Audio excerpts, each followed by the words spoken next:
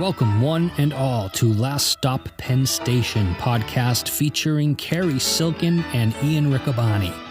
They dive deep into Cary's wealth of stories, and no subject is off limits.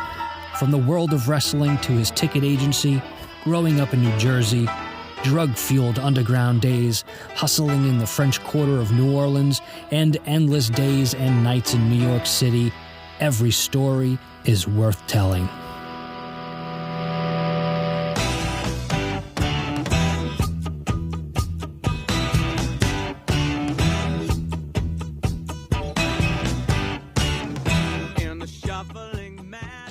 Welcome, everyone, to Season 2, Last Stop Penn Station. Ian Riccaboni, our guest of honor, Cary Silkin. Cary, before we kick off the season, I'm mad as hell. I don't have the words to describe what's going on.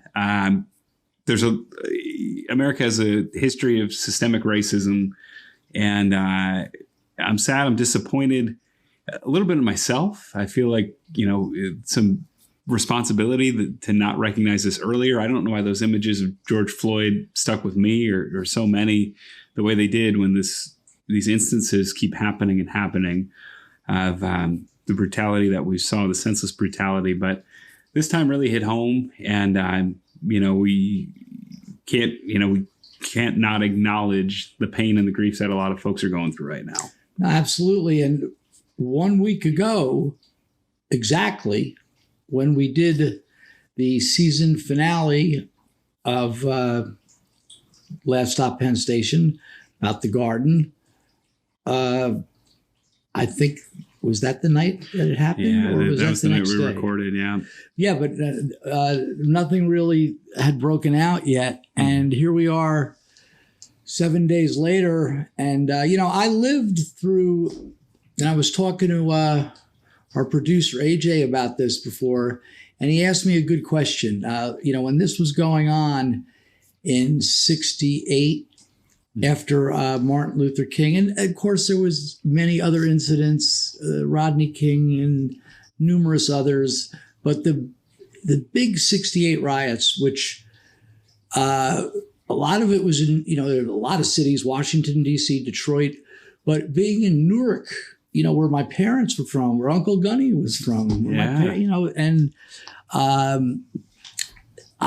was, so AJ asked me a question, like, how did I process it, or what was my thoughts at the time? And I thought hard about it, and I was only 12 years old. And all I remember was that I knew it was bad, and I knew it was a messed up situation.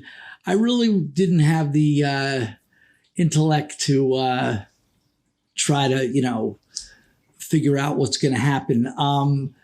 But my Uncle Frankie, who we spoke about in some of the previous episode in season 1, one of my father's good friends, he had a record store, Belmont Records, on Belmont Avenue in Newark, New Jersey. And he catered to an urban clientele. He used to sell more 45s than anything else. Really? Yeah, and I used to go there. I went to the Newark store. I maybe went to once. The neighborhood, forget about the riots. The neighborhood wasn't good, and my dad owned a bar in Newark. Mm-hmm. In which he got out of in 63, 64. You would think you would own a tavern and a liquor license. It would have some value, but it had no value because Newark was just going down. It would be like saying to somebody, "Oh, do you want to buy this disease?" But anyway. There's probably a lot of poverty. And again, some of the systemic things we're talking about where folks were being displaced and moved. Right. And yeah. The only reason my dad had when he bought the bar, we're going to get back to this main point, but when he bought the bar in the 50s, there was a toy company which was very popular. I wouldn't expect you to know this name because they've been out of business probably for 40 years. Remco Toys. Right. They made the AWA action figures. Oh, really? Yeah. And they used to have this great game called Bop Baseball. Oh, it was, they sort of like the air hockey. Sure. Yeah. It was a thing where you slid a disc and you turned a little bat on a flat board, and where the disc went, I hit a single. I hit a fly out. So it was sort of cool. So point being is the neighborhood he was in was like the Newark East Orange borderline, and Remco Toys was right across the street. And it was not like the size of like a Bethlehem Steel, but it was a big company that operated 24 hours a day. So there would be guys, coming in, for lunch, guys getting out of work and, coming in for a few drinks. And, there was people from the neighborhood, of course, but the neighborhood was declining. And I think Remco moved out of Newark. But Frankie had the Belmont records. And my main memory, and it's not funny, but my father made it into like a comical thing because I believe the riots at that time, it wasn't like what's going on now, where it's sort of like noon to midnight riots. It would the whole thing sucks. But then it was like full blown. The city's on fire. Washington, D.C., Detroit, Newark. So Frankie had the store, and he had this big German Shepherd dog. It was his dog, right? And he used to like to have it in the store because it's a big German Shepherd dog. Nobody messed with him in the store. People loved him because he had the great music. Yeah. And so after like the third day, it might have been when things were sort of quieting down. My father tells me, Frankie went to the record store. He was dodging bullets. Oh, jeez. He was dodging bullets. Hyperbole. Like talking to Gunny. There's a photo of Gunny over here with Captain Lou. Well, Frankie, he had it ducked 3 times. His kneecaps almost fell off. And if you remember from earlier episodes, Gunny, of course, was a master exaggerator. But Frankie made it to the store. The store was not in good shape. The dog was fine. He eventually moved the record store to Montclair, New Jersey. Okay. Yeah, that's where my mother-in-law taught for many years. Yeah. And that record store I used to go to, they used to have this, I'm sure you guys did too. Did you ever have like in high school where they wanted you to like shadow a business? Yeah. Yep. So job shadow. Yeah. Right. So it was perfect. I'll go to Frankie's record store. Right. I was like 16 and the one in Montclair. Yeah. And that too, he kept the same line of business with catering to an urban clientele. And I used to go to the store and they had record players so that like people would come in and say, "Oh, you have the new that new Stevie Wonder single, or do you even have the new Beatles single?" Regardless, and they would you had a chance to hear it. Oh, very cool, right? Which was cool. And the other thing I used to like was Frankie had this stack of like blue. You know what blue records are? Oh, like dirty? Yeah. Blue records and records of people farting. What about the John F. Kennedy one that was so popular for the guy that did the impressions that ended up ruining his career because he... damn it. Now, come on. Van Meter. Yes. How about that? Yeah, great pull that one out. Yeah, but I mean, that nearly ended up ruining his career because of the assassination. Right. But Frankie would have these uncensored, like Red Fox. Oh, okay. All right. Really good stuff. Yeah, I used to have to sneak in the Jerky Boy prank calls later. Right. Yeah. And there was another bonus about Frankie's store. Now, I was like 16, 17. Right next door on Bloomfield Avenue, there was an X-rated bookstore. Oh. They didn't give a shit how old you were. Oh my goodness. So there at 17, I'd be going in there, the guy would be at the counter, like smoking a cigarette, yeah. He'd be like, so I'd come in, he'd look at you, go, yeah, how are you? I'm all right.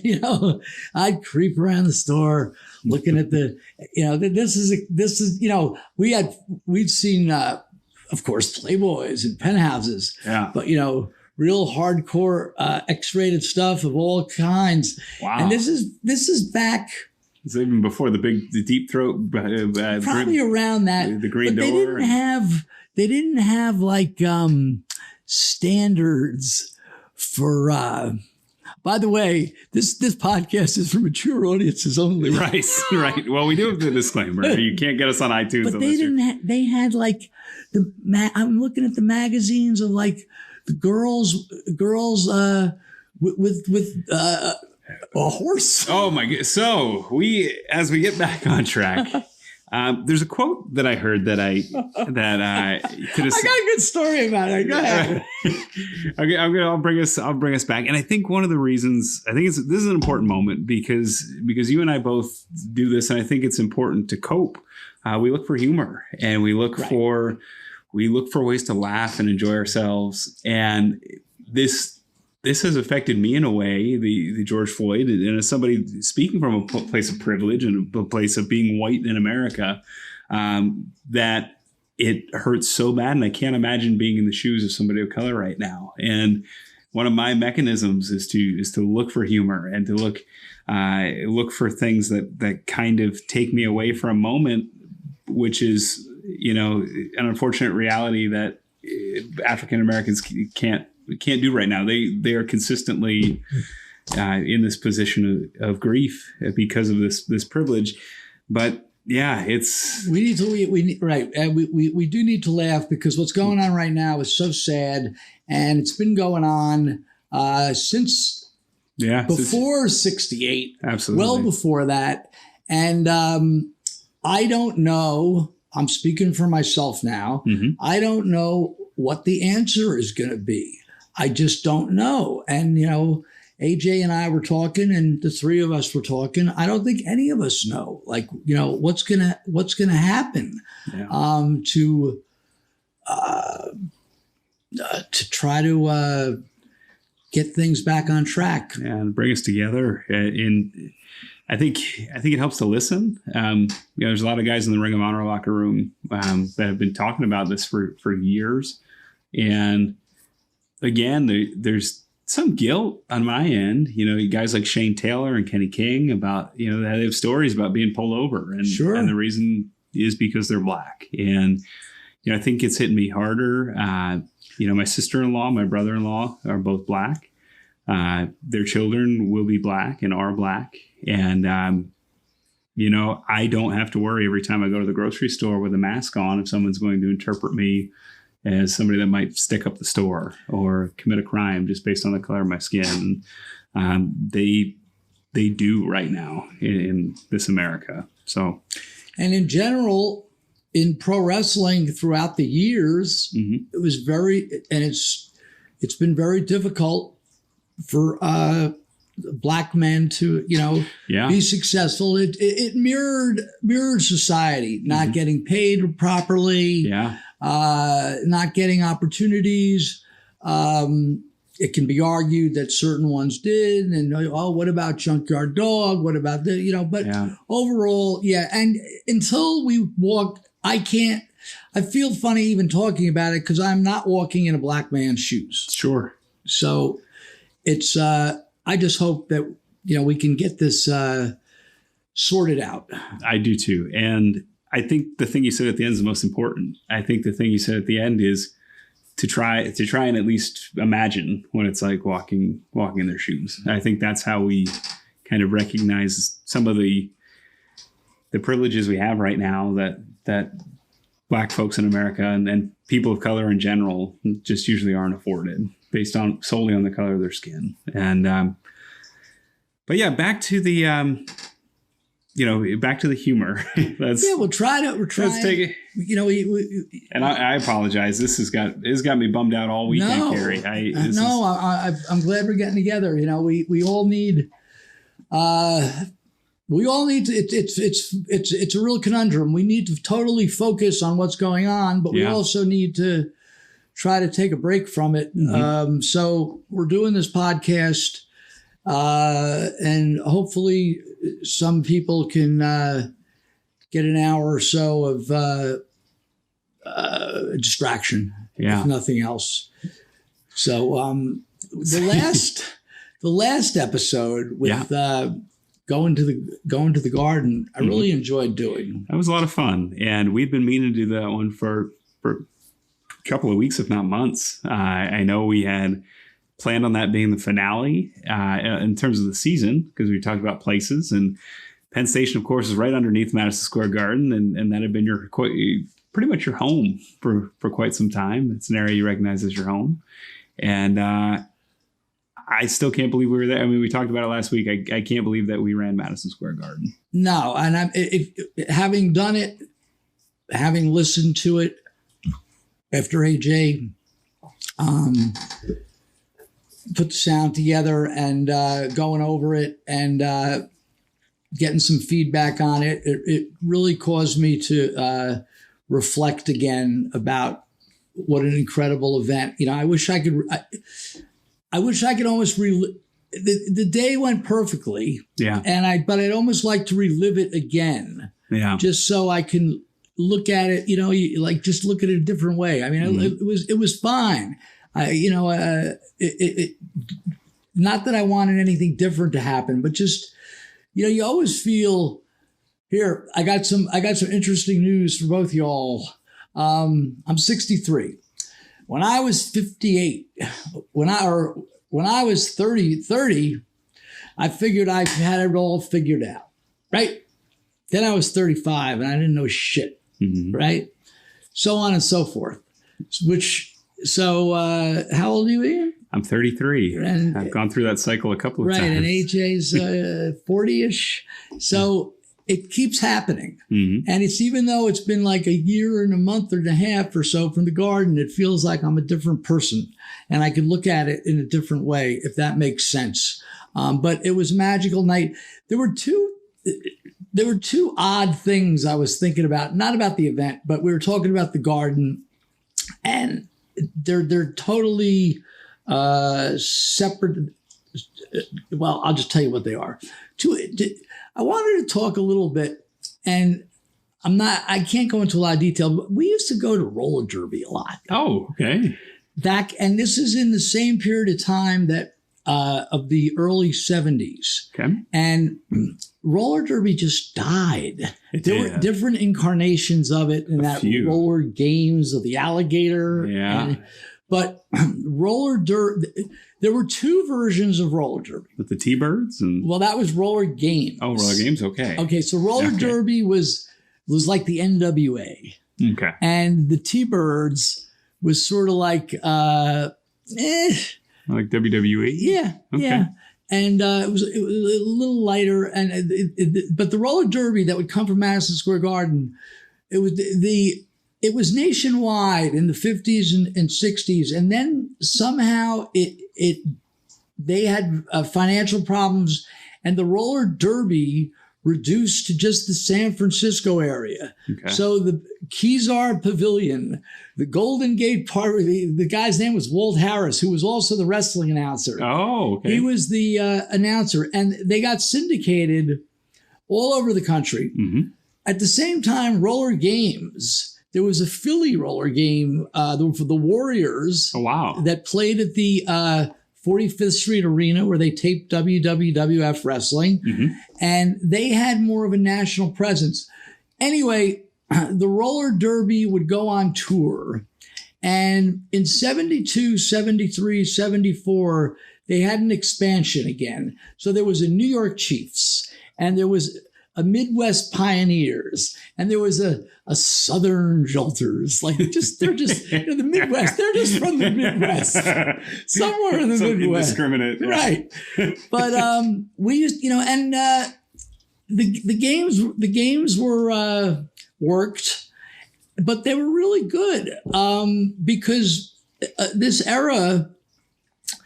And if anyone listening is a Dave Meltzer Observer reader, Dave Meltzer, who grew up in San Jose, I believe. Right, in Northern California. Right. He was a big roller derby guy, too. So once in a blue moon, if there's a death of one of these classic skaters of yesteryear, he'll write about it. I'm sure you've seen it in his.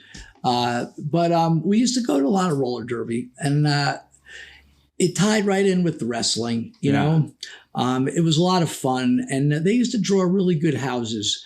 And it's just a little taste of some roller derby. I'll have some other stories, but the other thing that dawned on me, you know, the great Don McLean song, American Pie, you know, the day the music died, right? About Richie Valens and the deaths and Buddy Holly, Buddy Holly, thank you. And so the day the music died for me, never really died, but just a strange incident.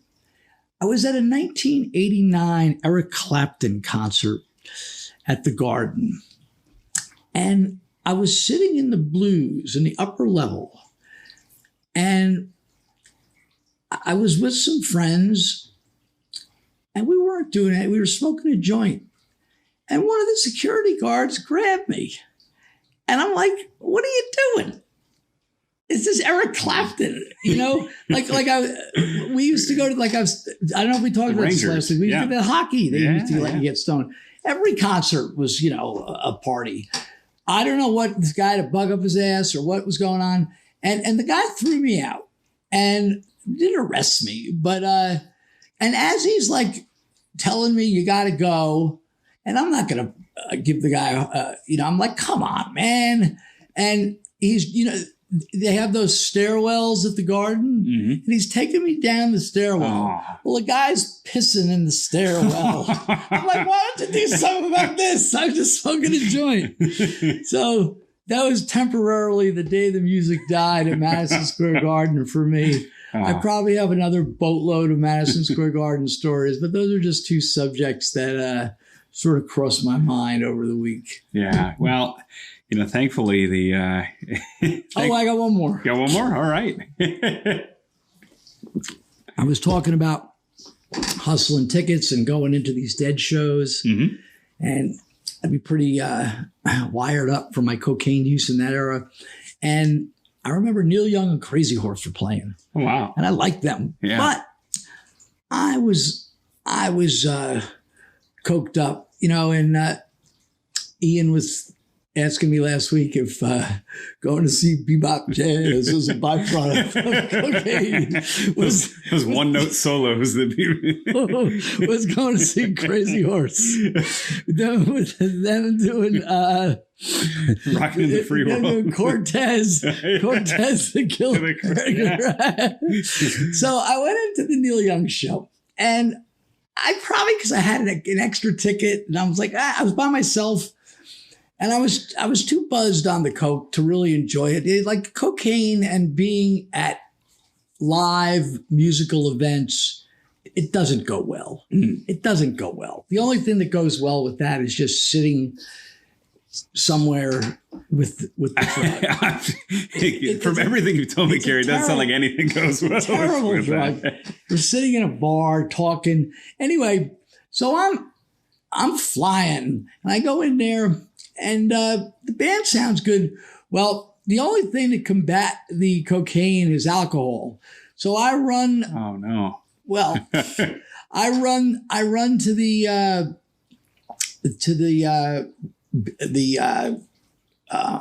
concession. I don't even think they had bars at the time, but they certainly had beer. And I remember it was maybe about quarter to 10. And I'm like, yeah, give me a large beer. And the woman, she hits the spout on the Pabst Blue Ribbon. And she's like, it looks like this one's out, Sonny. And I'm like, what? So I run to the next one. And the guy, I go, let me get a large beer. You know, most of the people were in the show. There wasn't a line. And apparently the guy hits, he goes, they cut the beer off. At Central Beer? Right. There was like a giant, there was a big guy with, the guy said it like the great Mel Rich from Empire Industries. Like, they cut the beer off. Belly Mel. And I was like, and you know what I did? I left.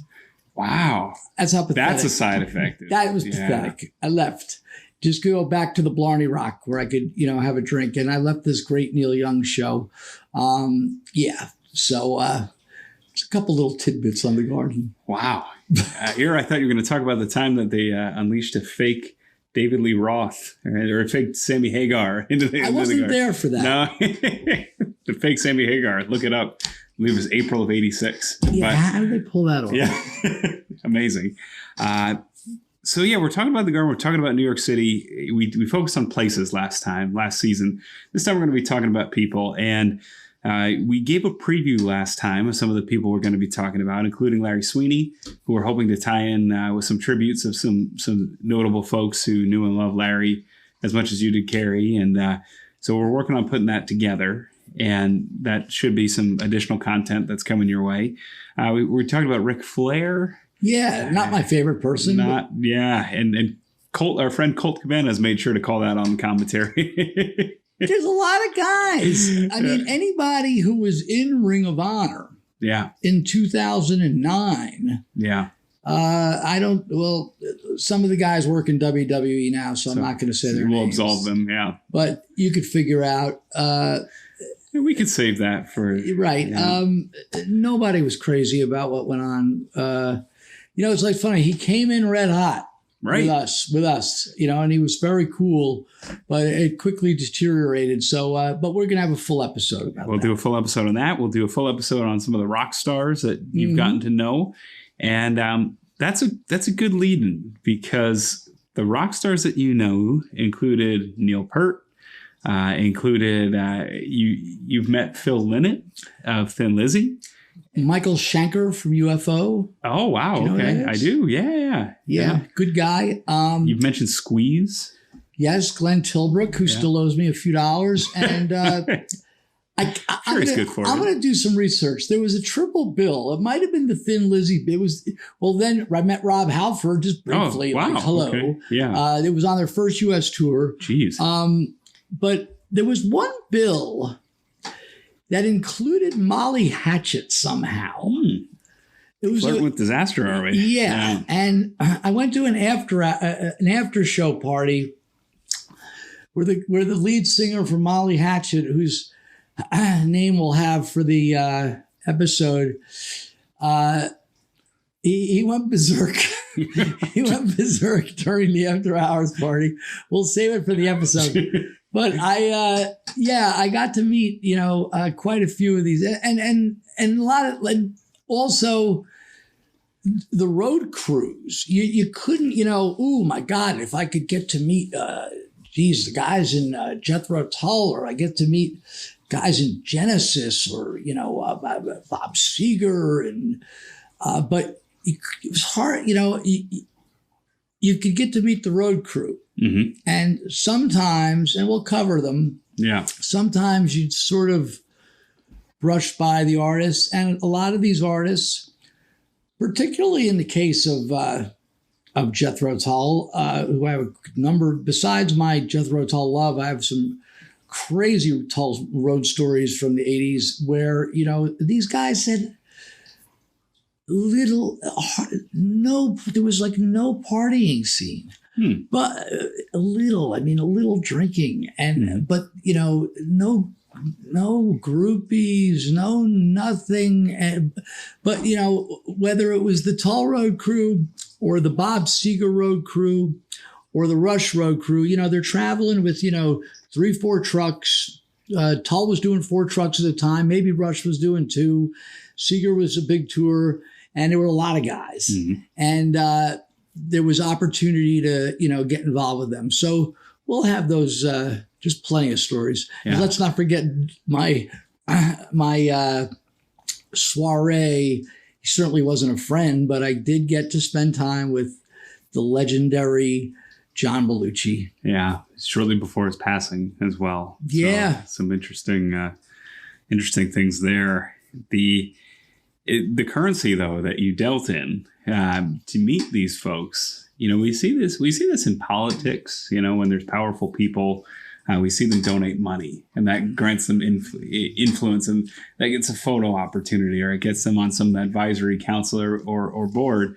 But to rub elbows with the rock stars and to rub elbows with the athletes, which we'll be talking about today, the people, in your case was drugs in the 1980s. Yes, it was. And, otherwise, why are these? Well, the road crews are different, but, they're really not. Why are they going to want to be hanging out? Even a road crew, the guy that does sound and light and the lighting guy for Bob Seger, let alone a truck driver.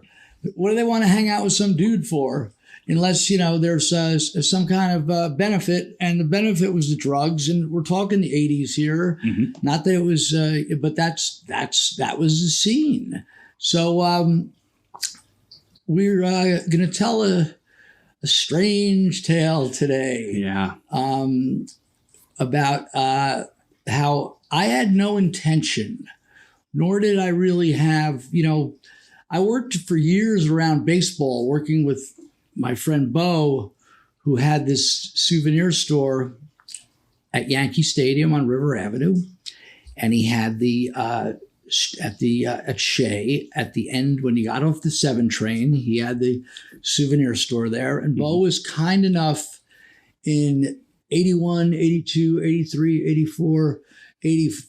Up to when I went to New Orleans, 85, when I was basically unemployable. And, but I was still a good, he was kind enough to give me a shot, hustling for him in front of his store, selling souvenirs to people on the way in and on the way out. There was that rush on the way out. Yeah. And so I'd been working with Bo, and there was this guy that used to come around. Shea Stadium had, we would do, the people would come in for the game. Right off the 7 train. Right. Yeah, right there. Right.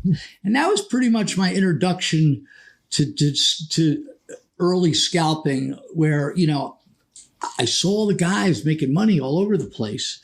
And I used to piss Bo off, but a guy would come up to me, coming off the 7 train. And guys would come to the store. Hey, I got 4. They didn't hit the scalpers yet because the scalpers weren't allowed to go onto that ramp.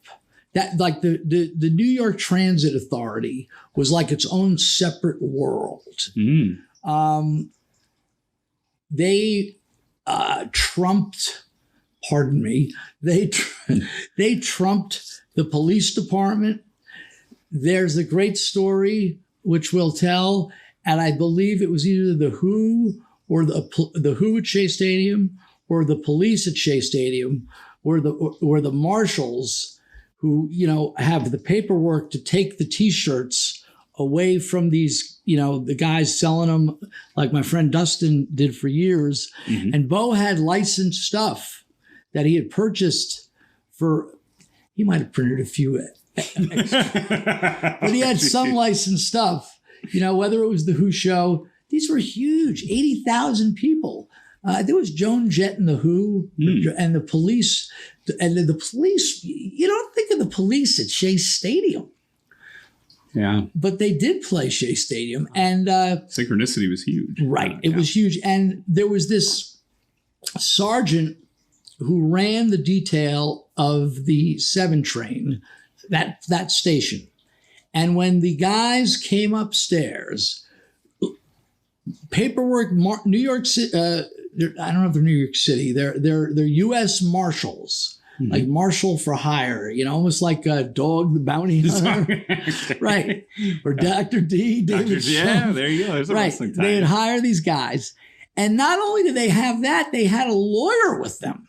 Wow. And this classic, it was like Frank O'Rourke, great Irish, a great classic New York Irish sergeant.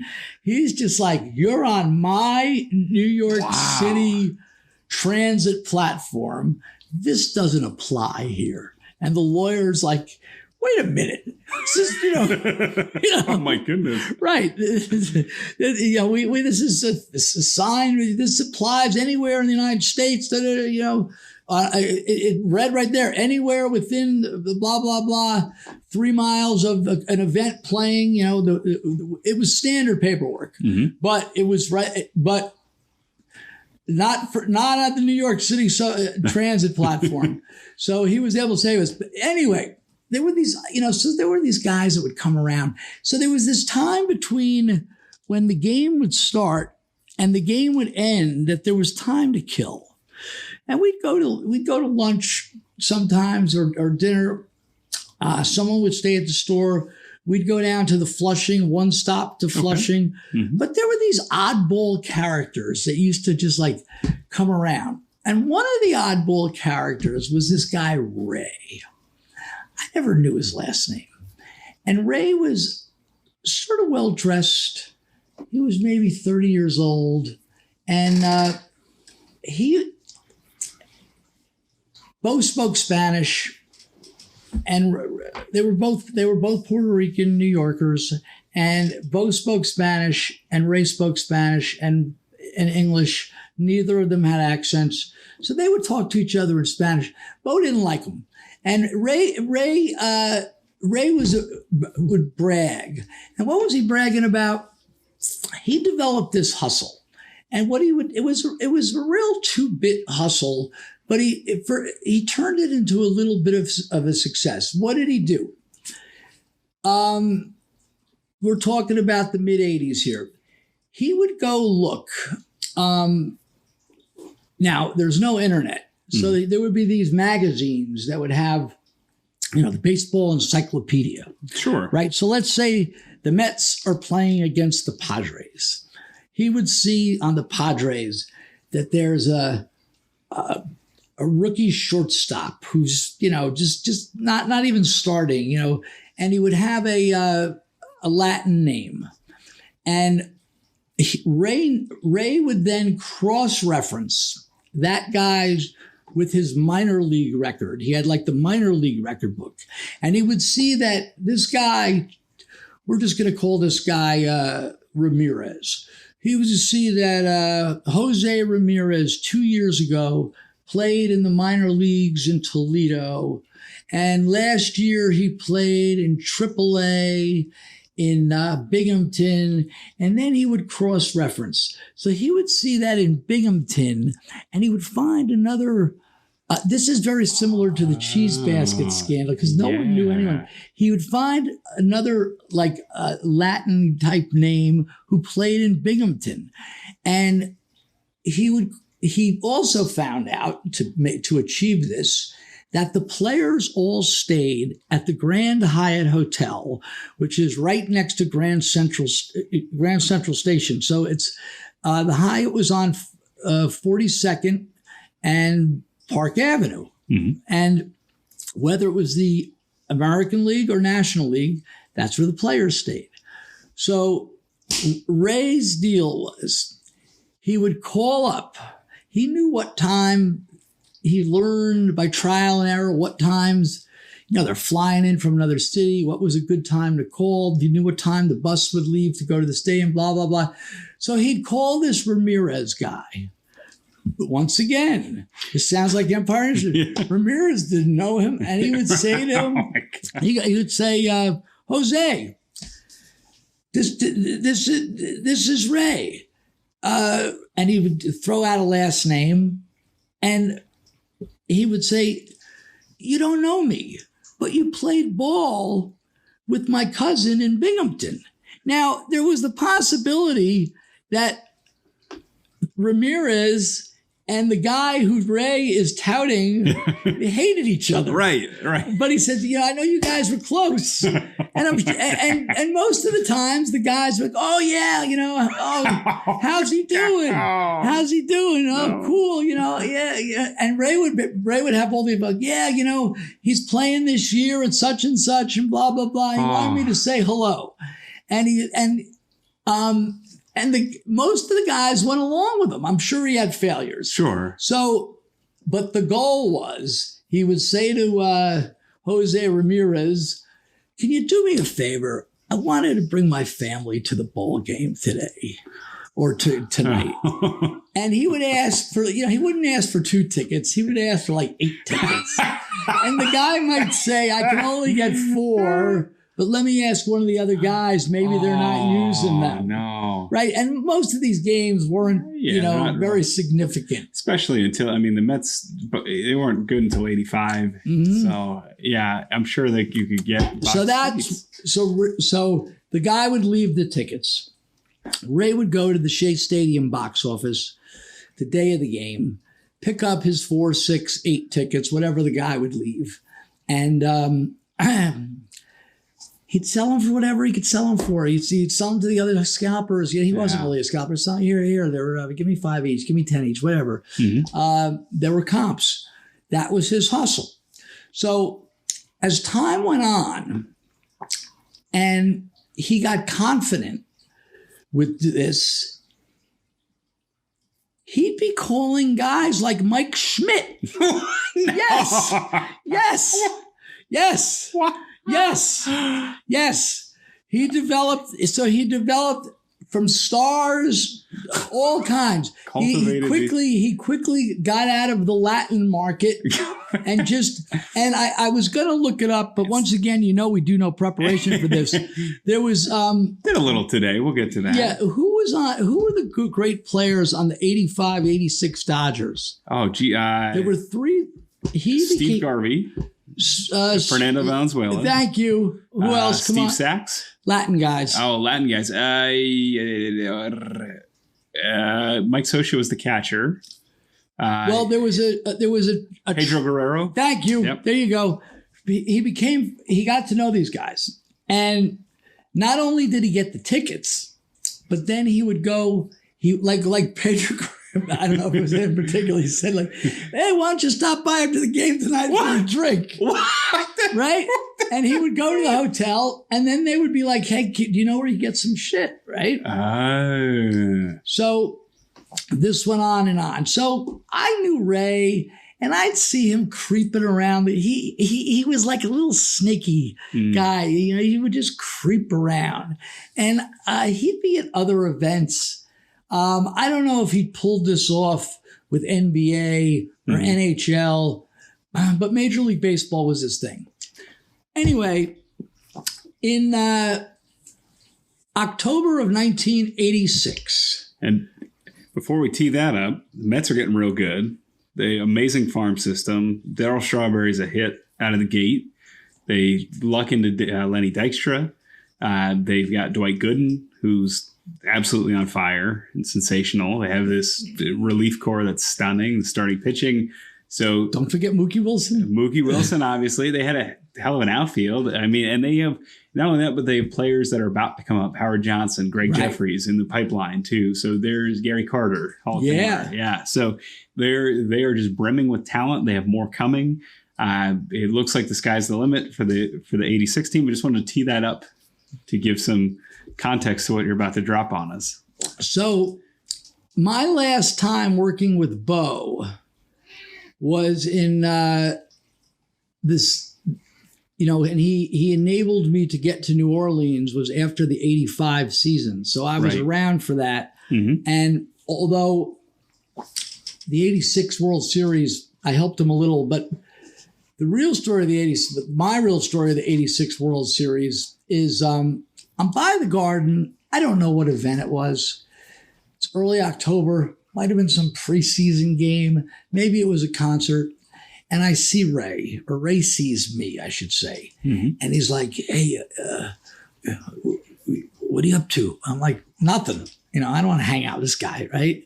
And he goes, listen, I think we could make some money. I'm going, doing what? He goes, you think you could get some shit? I go, yeah. He goes, listen, I know a guy.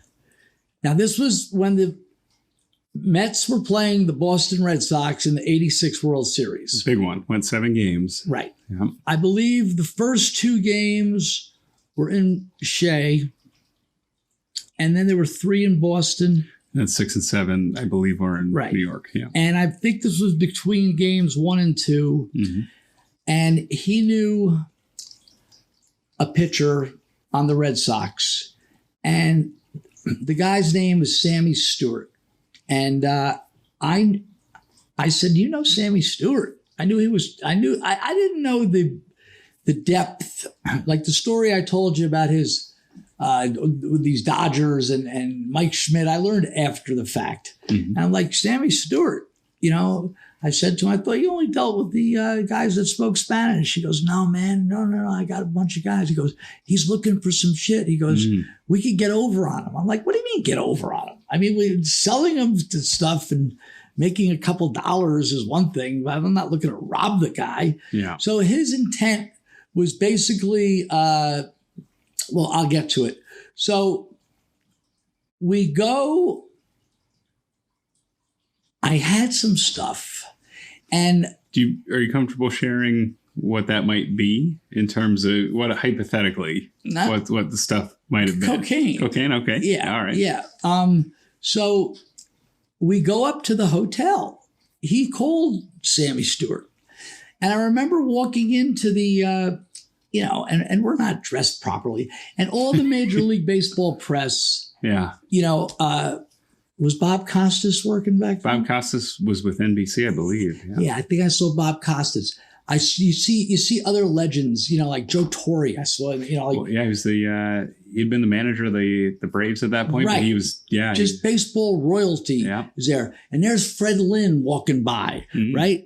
And great outfielder was out for the Red Sox. Right. And then, So we go up in the elevator to Sammy Stewart's room. And he opens the door, and here's this tall, good-looking dude, and his wife is with him. And he says to her, "Honey, I'm gonna go talk to my friends. Go downstairs. I'll meet you in about a half hour. I go get a drink. Blah blah blah." So, now me being a lifetime baseball fan. Yeah. It was cool being with him. And I remember really enjoying talking to Sammy Stewart. And he had a tub of Heineken's, like one of those gray kind of hotel. It wasn't like, he had a bunch of Heineken's, and here guys, he was very friendly. And of course the primary purpose was to get the cocaine. Mm-hmm. And so he asked if we could get it, and I said yes. And I'm asking him questions. I go, I'm a huge Yankee fan. I said, and that's when Don Mattingly was. You just got called up 2 years prior, right? And he had a great season. Yeah. And I said, my favorite player right now. I came up like with guys like Mickey Mantle. He goes, of course. He goes, like Don Mattingly. He says to me, he goes, what's your name? I go, Cary. He goes, Cary. Goes, man, he is good. He goes, but I struck him out once. He struck a lot of people out. He started his career, his major league debut. He struck out 7 hitters in a row. So, I mean, this guy was dynamite in the postseason. He did a number on the Phillies in '83 in relief. I think it was 6 strikeouts in 8 innings or something wild. I mean, so he's a good pitcher, became a great long reliever. Won the ERA title in '81, the short season. Well, the Red Sox picked him up for the whole season, I believe. Yeah, they had him for the whole year, and he had been active as far as we could tell the whole year. I forget what the exact numbers were, but it was something like this. He said, look, here's $200. Just get me what you can and keep some for yourself. That's all. I didn't have money to lay out. I'm like, all right. So my thinking of my cocaine and hustling mentality of that era would have been, I'll get $200 worth. I'll keep $50 worth and give him the rest. Right? Fair enough. Me and Ray will split, a nice, it was like, a nice piece for, and give the guy his stuff. Ray, after he gave us the money and we're going in the elevator, he wanted to just split the money and not come back. Ooh. Right. Ooh. Geez. I'm like, dude, I ain't doing that. So fortunately, I had the money. And Ray wasn't like a tough guy, like, give me the money. And I wasn't a tough guy, but so Ray acquiesced to my request. And we went up to the conveniently located 50th Street, which is a whole podcast unto itself. Okay. There was a scene. Now, I've been to 50th Street millions. I've walked west to east on 50th. We saw Hadestown on 48th. Yeah. 50th Street, you got the Winter Garden Theater where, Cats ran for years. Beetlejuice was there before this current problem. Then you got the Paramount Plaza office building on 50th. And is that Broadway or 7th? Yeah, I think it's Broadway. Yeah. And there's a movie, with Jerry Lewis, King of Comedy. Okay. That's filmed at the Paramount Plaza. Well, there was this cocaine, and so this is Midtown Manhattan, but 50th between Broadway and 8th wasn't really bad. It wasn't like, sure, the city wasn't great at the time, but it was that huge Paramount office building. Wicked wasn't playing, but the Gershwin Theater was right across the street by 50th. So it was touristy enough where people felt relatively safe and there was relatively. Right, but yet there was some funky stuff going on. And there were 3 spots for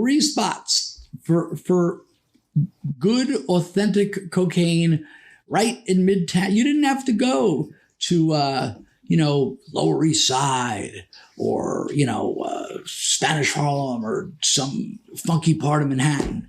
Right on 50th between Broadway as long as you knew the people. Yeah. Right? And there was, I'm not going to, I got a, oh my God. Yeah, we can do a whole, we'll do a whole deal on that. We'll do a whole deal on that. And anyway, I went up there.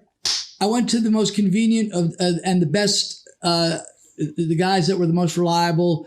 And it was like, boom, boom, you just get it. You just get it and go. Just like McDonald's. You hand the money to one guy, the guy goes, and begrudgingly, we went back. Ray was begrudging. I wasn't. We went back to the hotel. He gave it to Sammy, and he was very happy. And he was really nice, like we had what we had, and he's like, here, like, he's putting it out, Oh, geez. Meanwhile, his wife's knocking on the door. Oh my goodness. His wife's knocking on the door. That's how it was in '86. Yeah. Oh my goodness. But check this out. Before we left, the second time after we brought it back, so he says, hey, listen, if you guys could get more, he says, I know some of the other guys are looking. So here it is, the night before Game 2 of the World Series, and what? Wade Boggs? Or we don't know. Obviously. We don't know. We don't know. But he just says some of the other guys were looking. My goodness. Right. Okay. So 1986, the same year Len Bias dies. Yes. From allegedly crack cocaine, or I believe that was the autopsy. Is there any fear that you might kill one of these guys? That you might end up on the news? Nah. That never crossed your mind? Never crossed my mind. Was there any fear of being caught and, because they have extra security, anything like that? Or was there kind of you just feel funny going in and out of the place. But was there any wink stuff that was happening with the... No? Not really, but let me tell you, there's more to the story. Yeah. So I didn't ask, take the opportunity to maybe make more money because one of the other Red Sox is looking. It was cool meeting Sammy Stewart, but I knew this. But the real lesson of this, and the story goes on, is that this Ray is no damn good. He wanted to rob this man, and this guy was a nice, drugs or not, he was a good guy. And I mean, addiction is a horrible thing. And Ray really wasn't. He just wanted the money. It was like a money thing. He was he was sleazy. So what happened was somewhere in that week, I know what happened. They went back to Boston for the games 3, 4, and 5. And before game 6, there was a rain out. So the Red Sox were in town. So in other words, we did the deal on game 2. The Red Sox and the Mets went to Boston and played games 3, 4, and 5. I think the series was 3-2 Red Sox. It had to have been because the Mets won 6 and 7. Right. Yeah. So when the rain out happened, I had this intuition. I thought to myself, there was two parts of it. One of it was, I want to tell this Sammy Stewart about this Ray to be careful. And I called the hotel myself. Wow. And I got him on the phone. And I said, listen, bro, it's Cary. Remember I met you? And I go, how you doing? I said, I'm fine. He said, why don't you stop by? Wow. So I didn't even have to sell him on the fact of, hey, I want to talk to you about something, because he wanted to get some more. And there was a rain delay. Wow. So, okay. So yeah, another day off. Yeah. I went back to the hotel, and just he and I. His wife didn't make the return trip to New York. She was just there for games 1 and 2. And I told Sammy Stewart, I said, dude, be careful of this guy, Ray. Just don't deal with him. I just told him straight out, what he wanted to do. And the guy's not cool. And he appreciated it.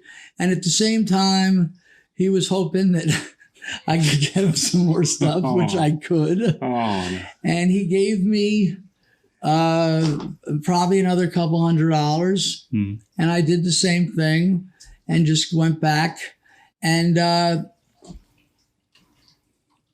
when he was such a nice man. And I was there the next night. I wasn't working with Bo, but it was the World Series and he needed extra help. And I might have been doing some ticket stuff, but we were done. The game had started. So on the blowout, as they called it, when the people leave. And that was the very famous game with the ball going through Bruckner's legs. Yeah. And I was there. And the whole time I kept thinking, when are they going to put Sammy Stewart in? They haven't used him. It was dynamite in the playoffs. He never gave up an earned run at 79 when he was in the World Series against the Pirates. When he was against the Phillies in 83. I mean, postseason. This guy was proven for ERA. He was such a good long reliever that he had enough innings to qualify for the ERA championship in 81, which is unheard of as a reliever. That means he was coming in pitching 3-4 innings at a time.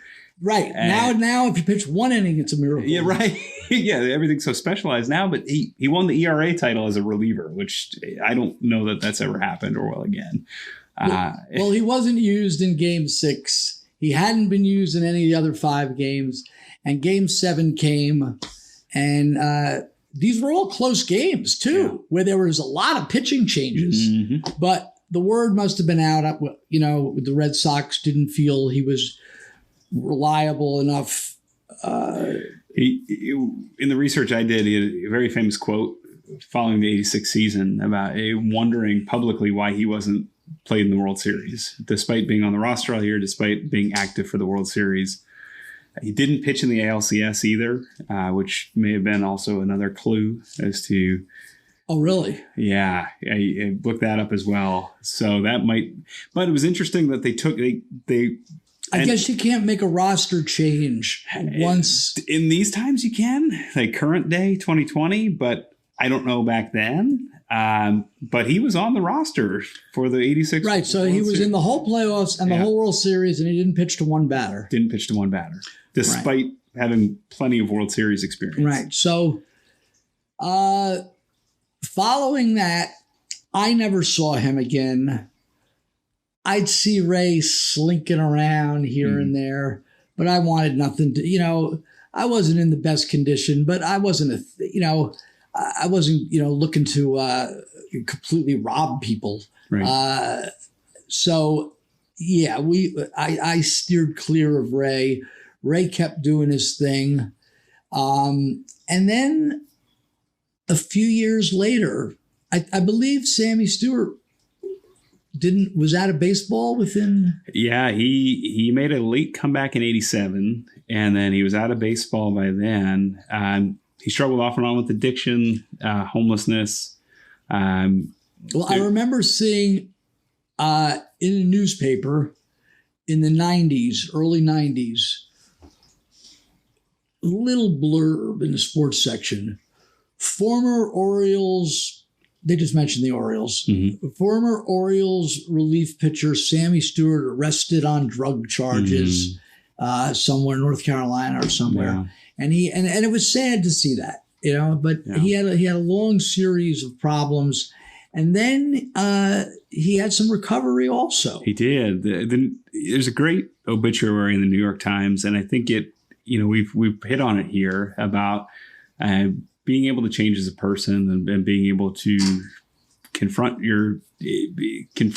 what's haunting you and chasing you. And the New York Times obituary is a touching one, and it really highlights some of the challenges he had with addiction and some loss in his life. Does something like that, knowing that you were spinning in some of the same orbits, does that ever get you thinking, or does that make you grateful that you confronted some of these things a little bit quicker? Absolutely. I was that guy. I am that guy. Mm-hmm. And we just had AJ and I just had a friend of ours pass away recently, who just had a number of years clean. We're not talking about a young kid. And so, yes. And you got to, the beast is always there. Yeah. So you have to be careful. There's a beast upon your shoulder. There's a fiend upon your back. You got to be careful. But Sammy Stewart passed away a couple of years ago. It was from natural type causes, and he cleaned up his act. But he was a good man and made for a hell of a story.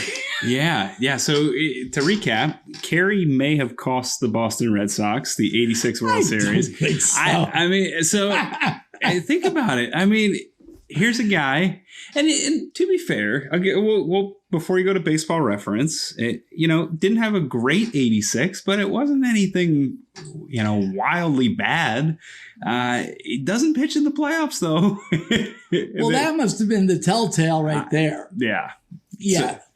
So, there's something there, especially, if you watch the '83 World Series, he comes in and the Phillies almost literally can't hit him in the '83 World Series. And that was a team with Pete Rose, Mike Schmidt, Joe Morgan, you name it. That team was loaded.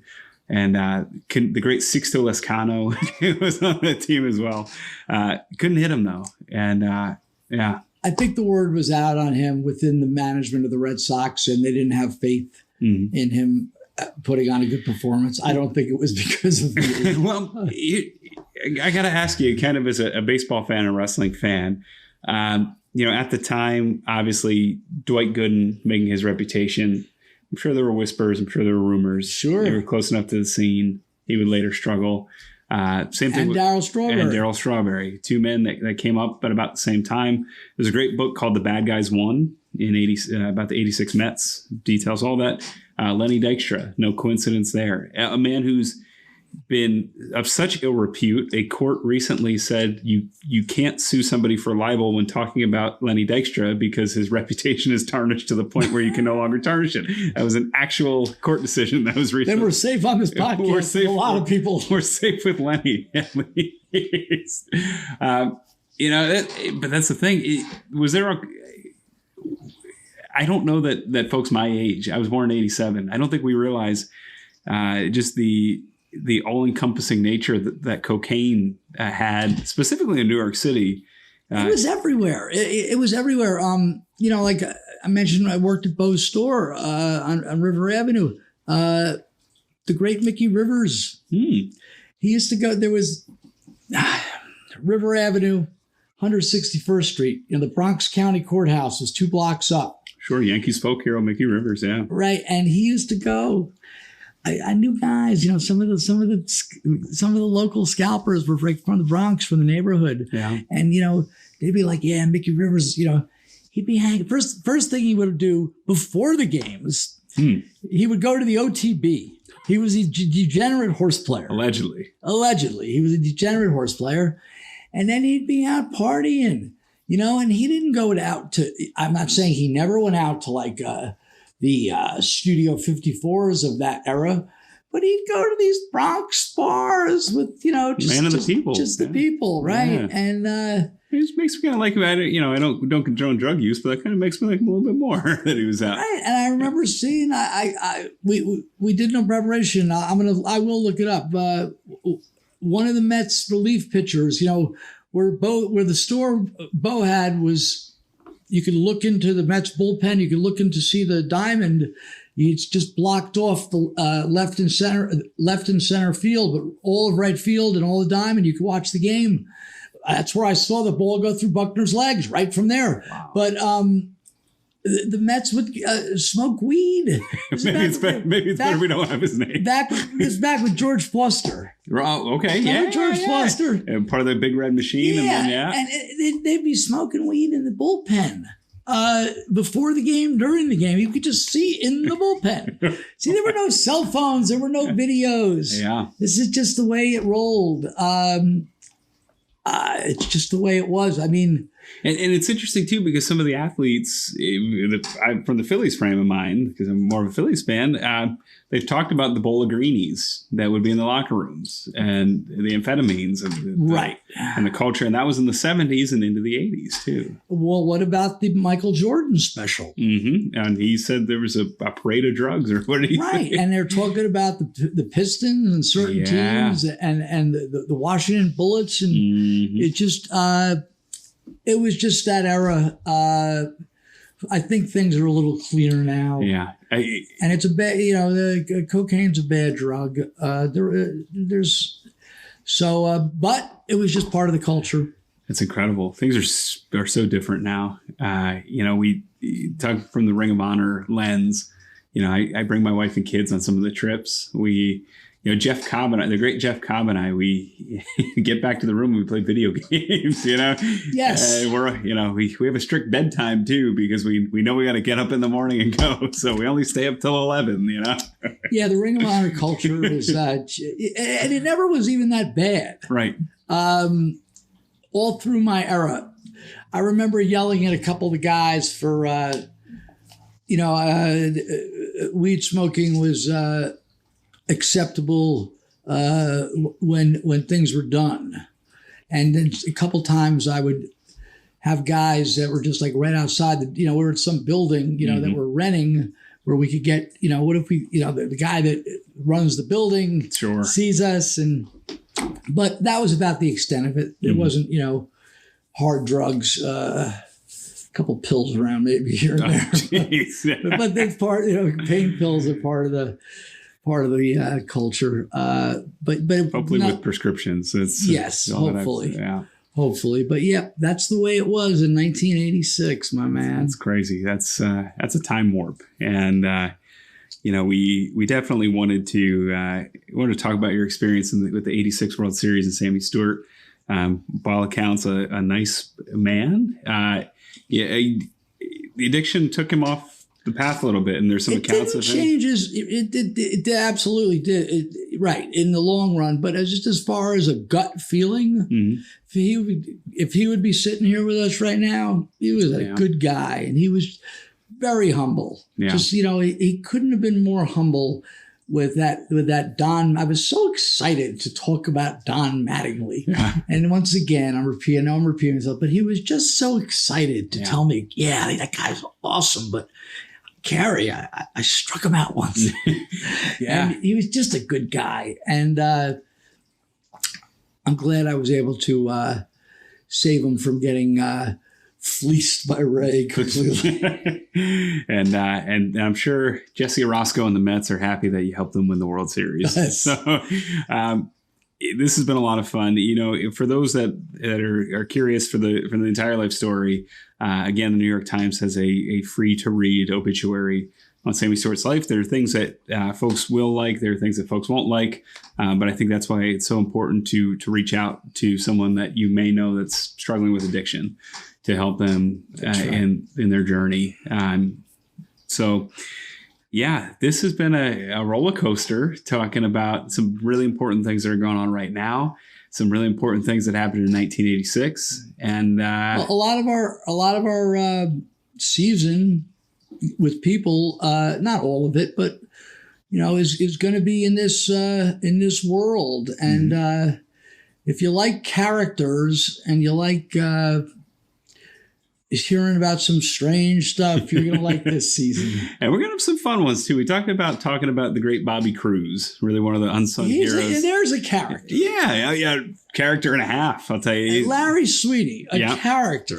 And they just don't make them like that anymore. Yeah. Nick and Matt Jackson. We talked about doing a whole episode on their journey and their persistence to make it. Right. Which will be the complete opposite. I still am, although we just don't communicate like we should. They're busy. I speak to Nick now and then, but I have some really, I don't know, like, if you're looking for a down and dirty podcast about the Young Bucks, you ain't going to get it. Yeah. But if you want to hear some cool stories. Some uplifting stuff, too. Some very uplifting stuff. And their family. And it's really nice people. And some good, clean fun. And, we're going to do an episode on them. Yeah, it's going to be a fun season. Last season, we mentioned there's going to be 10 episodes. We're just going to ride this out, I think. I don't want to set a boundary on how many folks we talk about. I know we've given you a blueprint, and we've given the listeners a blueprint of where we're going.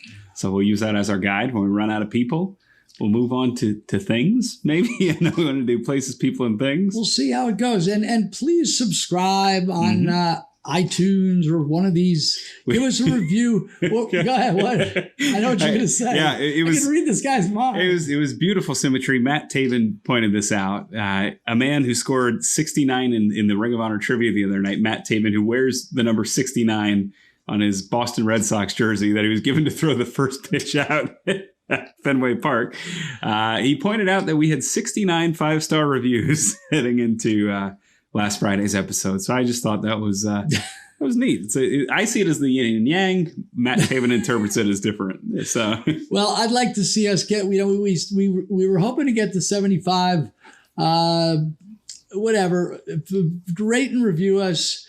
If you want a shirt, there's a Last Stop Penn Station shirt on Pro Wrestling Tees, as well as the great He Eats Breakfast the Camel. I did get a request from a guy who says, please, seriously, please tell some more camel stories. Yeah, I saw that. Gary Ward. He wants to hear more camel stories. I'll have to create a few camel stories. Oh, man. I think it's tough with the camel because we led with the big ones first. I feel like we told the best camel stories up front. There might be one or two I forgot about, but I can rekindle them. Also on Pro Wrestling Tees, the Ian Riccaboni Microballer celebrate Pride Month. It's really important, to not only observe and mourn and help move forward with the injustices that are happening with obviously George Floyd, but also within the LGBT community, make it inclusive for everybody, make pro wrestling inclusive. The proceeds go to the Bradbury Sullivan Community Center, LGBT Center in Allentown. Really excited that Ring of Honor, Pro Wrestling Tees, and Bradbury Sullivan came together and made that happen. And it's an organization, our community, Cary, that does a lot of great events. I'll be in the virtual Pride Parade coming up.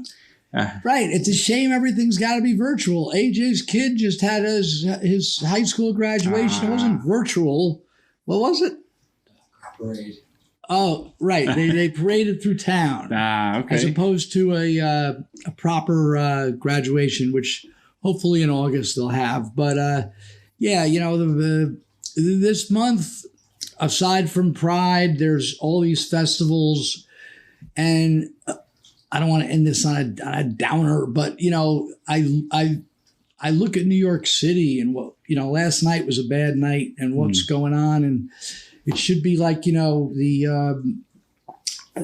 all these weekends are Fleet Week and the Puerto Rican Day Parade and the Gay Pride Parade and this one and that one and all through June and July, and it's not happening, and it's just we need to flip the switch here. Yeah, we're missing opportunities to celebrate what makes us different, and it's we haven't even talked about coronavirus this week. I still have a mask around my neck to put on after we're finished, and it's a wild time, Cary. But I'm glad that we got together. I'm glad we're forging through. Luckily, we live so close to one another, and I'm excited for next week. And next week, we will touch on another one of the people in the Last Stop Penn Station orbit. If we can get the Cary, if it's all right with you, we get the Larry Sweeney tribute together. We'll do that. If we can't, we'll move on to a different person, and because we want to do the Larry Sweeney tribute right. If we can't do him, we could talk about Dirty Bert. Who the hell is Dirty Bert? I'll tell you, he never wore a dirty shirt. That was his move. We gotta go. I'll see you later, everybody. Thanks for listening. Thank you, wrestling. LastStopPennStation.com. Who is Dirty Bert? You'll find out. I thank God it stole the handle and the train and won't stop going. No, it could slow down. We hail you for listening to Last Stop Penn Station podcast. Rate, review, like, subscribe, and share on your favorite platform. Connect with us on Facebook, Instagram, and Twitter, or at laststoppennstation.com.